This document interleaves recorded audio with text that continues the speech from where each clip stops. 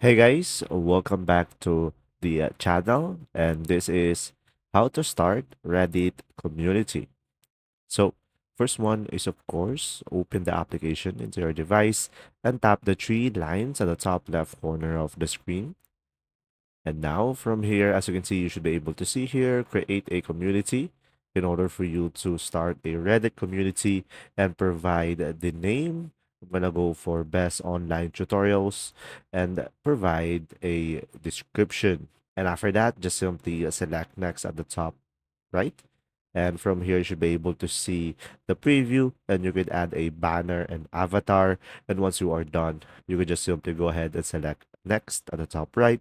And from here, just simply choose your community topics. So just simply select a category of your community and select next. And from here, you should be able to select a community type. You could choose public, restricted, private, or mature 18 plus, and then tap next at the top right corner. And there you go. I hope this video helped you out. Thanks for watching.